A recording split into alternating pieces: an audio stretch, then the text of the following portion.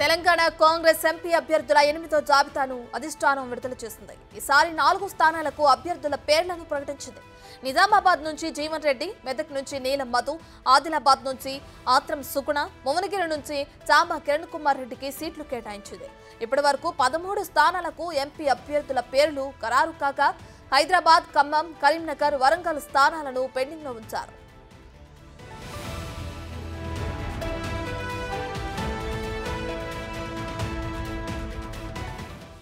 మొత్తం 8 స్థానాలపై చర్చించిన సీఎస్సీ 4 స్థానాలకు అభ్యర్థులను ప్రకటించి మరో 4ని పెండింగ్లో ఉంచింది. అటు ఖమ్మం నుంచి ప్రియాంక గాంధీ బరిలో దిగాలని రాష్ట్ర నాయకత్వం కోరినట్లు తెలుస్తోంది. ఆమె నుంచి క్లారిటీ తీసుకున్నాక ఆ స్థానంపై నిర్ణయం తీసుకునే ఛాన్స్ ఉంది.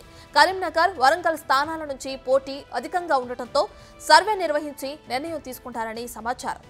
హైదరాబాద్ టికెట్ మైనారిటీ లేదా బీసీ నేతల్లో ఒకరికి త్వరలోనే ప్రకటించే అవకాశాలున్నాయి.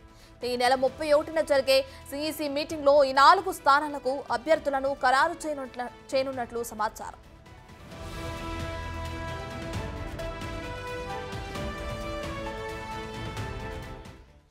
ఇదే అంశానికి సంబంధించి మరింత సమాచారాన్ని మా ప్రతినిధి శివ లైవ్ లో అందిస్తారు.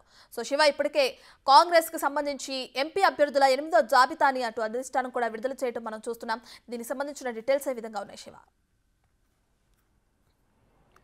రత్న, నిన్న కాంగ్రెస్ పార్టీ కేంద్ర కార్యాలయంలో కాంగ్రెస్ సెంట్రల్ ఎలక్షన్ కమిటీ సమావేశం జరిగింది. ఈ సమావేశంలో లోక్సభ అభ్యర్థులకు సంబంధించి 8వ జాబితా అభ్యర్థులపై కసరత్తు చేశారు. కసరత్తు చేసిన నేపథ్యంలో నిన్న రాత్రి 14 మంది అభ్యర్థులకు సంబంధించి 8వ జాబితాలో అభ్యర్థుల ప్రకటన విడుదల చేశారు. ఇక తెలంగాణకు సంబంధించి 3వ జాబితా, మొదటి జాబితాలో 4, 2వ జాబితాలో 5, ఇప్పుడు 3వ జాబితాలో 4, అంటే మొత్తం 17 లోక్సభ నియోజకవర్గాలకు సంబంధించి 13 లోక్సభ నియోజకవర్గాలకు అభ్యర్థులను నిన్నటితో ప్రకటించారు. ఇక పెండింగ్ ఉన్న 4 లోక్సభ నియోజకవర్గాలకు సంబంధించి త్వరలోనే ప్రకటించబోతున్నారు. ఇంతకుముందు మీరు అన్నట్లుగానే ఇటు ఖమ్మం నియోజకవర్గం నుంచి పోటీ గట్టిగా ఉంది. ఇటు పొంగులేటి శ్రీనివాసరెడ్డి సోదరుడు, మరోవైపు బట్టి విక్రమార్క సత్యమణి ఖమ్మం సామాజిక వర్గానికి సంబంధించి వారు కూడా గట్టి పోటీ ఇస్తున్నారు. కానీ ఫైనల్గా అక్కడ కాంగ్రెస్ పార్టీకి సంబంధించిన అగ్రనాయకత్వం నుంచి ప్రియాంక గాంధీని పోటీలో దింపాలనే యోచనలో సీఎం రేవంత్ రెడ్డి కానీ తెలంగాణ కాంగ్రెస్ నేతలు కానీ ఉన్నారు. ఈ నేపథ్యంలోనే ఇప్పటికే పలుమార్లు సోనియా గాంధీతో చర్చించిన నేపథ్యంలో ఖమ్మం స్థానంపై త్వరలోనే క్లారిటీ రాబోతుంది. క్లారిటీ వచ్చిన తర్వాత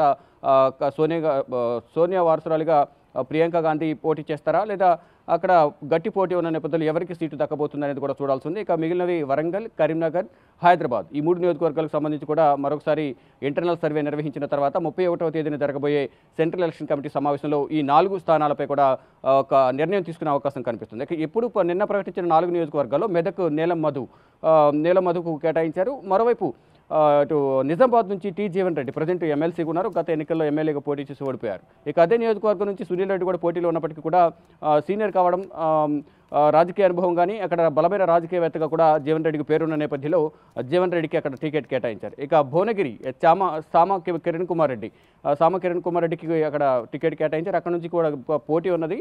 కానీ ఫైనల్గా సిఈసి సమావేశంలో తుది నిర్ణయం తీసుకునే నేపథ్యంలో సామ కిరణ్ కుమార్ రెడ్డి పేరును ఖరారు చేశారు. అక్కడ కోమటిరెడ్డి రాజగోపాల్ రెడ్డి సత్యమణి కూడా పోటీలో ఉన్నారు. కానీ వారిని పక్కన పెట్టి ఇటు సామ కిరణ్ కుమార్ రెడ్డికి అధిష్టానం పట్టం కట్టింది.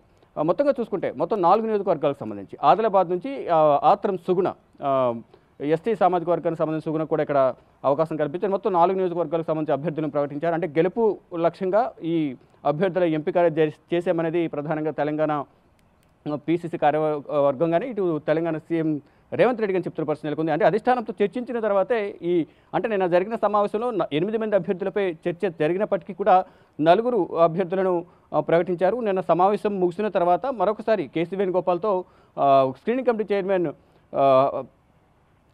చైర్మన్ మరోవైపు ఇటు తెలంగాణ కాంగ్రెస్ వ్యవహారాల ఇన్ఛార్జ్ దీపదాస్ మున్షి కూడా సమావేశమై 4 అభ్యర్థులపై తుది నిర్ణయం తీసుకున్నారు. తుది నిర్ణయం తీసుకున్న కొద్దిసేపటి తర్వాత ఈ అభ్యర్థుల జాబితాను ప్రకటించారు. ఇక ఇంకా మరొక 4 పెండింగ్లో ఉన్న నేపథ్యంలో 31వ తేదీన జరిగే సమావేశంలో చర్చించి తుది నిర్ణయం తీసుకోబోతున్నారు. ఇటు సోనియా గాంధీ ఫ్యామిలీ నుంచి ప్రియాంక గాంధీ పోటీ చేస్తున్నారా లేదనే దానిపై కూడా క్లారిటీ రాబోతుంది. ఈ రోజు రేపట్లో 2 రోజుల క్లారిటీ వచ్చిన తర్వాత అక్కడ ఎవరికి ఇవ్వాలి, ఇటు బట్టి సత్యమణికి ఇవ్వాలా, పొంగులేటి శ్రీనివాసరెడ్డి సోదరుడికి ఇవ్వాలా అనేది కూడా చూడాల్సింది. మరోవైపు ఖమ్మ సామాజిక వర్గానికి ఖమ్మ నియోజకవర్గం కేటాయించాలనేది ఇప్పటికే ఇటు రేణుక చౌదరి కానీ కమ్మ సామాజిక వర్గానికి సంబంధించిన నేతలందరూ కూడా డిమాండ్ చేస్తున్నారు. ఏ దిశగా నిర్ణయాలు తీసుకుంటారనేది కూడా చూడాల్సింది. ఇక మొత్తంగా చూసుకుంటే ఈ 13 నియోజకవర్గాలకు సంబంధించి కూడా ఇప్పటివరకు ప్రకటించిన 13 నియోజకవర్గాలు అసంతృప్తులు ఎవరైతే ఉన్నారో వారందరినీ కూడా బొజ్జగించి వారికి సముచిత స్థానం కల్పిస్తాము. ఎవరైతే అభ్యర్థిని ప్రకటించారో అభ్యర్థి గెలుపు కోసం అందరూ పనిచేయాలంటూ కూడా సీఎం రేవంత్ రెడ్డి వారందరికీ సూచనలు చేశారు.